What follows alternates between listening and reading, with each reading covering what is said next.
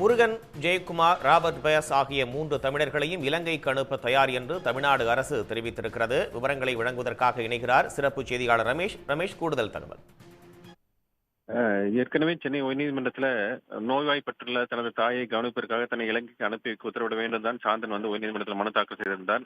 இந்த மனுதான் கடந்த முறை நீதிபதிகள் சர் ஆர் சுரேஷ்குமார், குமரேஷ் பாபு அமர்வுள்ள கடந்த முறை விசாரணைக்கு வந்தபோது சாந்தன் உயிரிழந்ததாக தெரிவிக்கப்பட்டு அது தொடர்பான ஆவணங்களும் தாக்கல் செய்யப்பட்டன. அவர் இலங்கைக்கு ஏர் ஆம்புலன்ஸ் மூலம் அவர் அனுப்பி வைக்க தயார் நிலையில் இருந்த நிலையில் அவருக்கு மாரடைப்பு ஏற்பட்டு அவருக்கு உயிரிழந்து விட்டதாகவும், எனவே அதனால் இயலவில்லை என்றும் தமிழக அரசு தரப்பில் தெரிவிக்கப்பட்டது.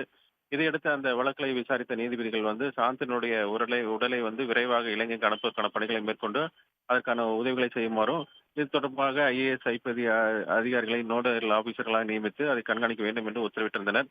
இந்த வழக்கு இன்று மீண்டும் விசாரணைக்கு வந்தது. அப்போது அரசு தரப்புல கூடுதல் குற்றவியல் வழக்கறிஞர் ஆர் முனியப்பராஜ் ஆஜராகி அந்த சாந்தனின் உடல் இலங்கைக்கு அனுப்பி வைக்கப்பட்டதாகவும் அது தொடர்பான விவரங்களையும் தாக்கல் செய்தார். இதையடுத்து இந்த வாதங்களை எல்லாம் கேட்ட நீதிபதிகள் அந்த வழக்கை முடித்து வைத்து உத்தரவிட்டிருந்தார்கள். அப்போதுதான் குறுக்கிட்ட அரசு தரப்பு கூடுதல் குற்றவியல் வழக்கறிஞர் முனியப்பராஜ், ராஜீவ்காந்தி கொலை வழக்கில் விடுதலையான இலங்கை தமிழர்களான முருகன், ராபர்ட் பயாஸ் மற்றும் ஜெயக்குமார் திருச்சி முகாமில் சிறப்பு முகாம் இருப்பதாகவும் தங்களை இலங்கைக்கு திருப்பி அனுப்ப கோரி உள்துறை அமைச்சகத்தில் விண்ணப்பித்துள்ளதாகவும் தெரிவித்தார்கள்.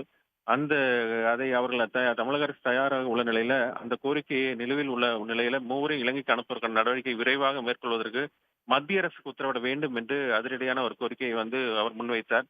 அப்போது பதிலளித்த மத்திய அரசினுடைய கூடுதல் சொலிசிட்டர் ஜெனரல் AR சுந்தரேஷன் மூவரும் தங்களுக்கான ஆவணங்களை வழங்க கோரி இலங்கை தூதரகத்தை நாடினார்களா என்பது குறித்து தெரியவில்லை என்ற அந்த பதிலை தெரிவித்தார்.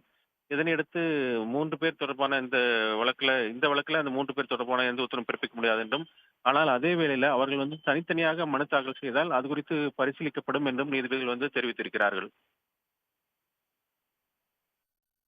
தகவல்களுக்கு நன்றி ரமேஷ்குமார். உடனுக்குடன் செய்திகளை தெரிந்து கொள்ள சன் நியூஸ் பெல் ஐகானை கிளிக் பண்ணுங்க.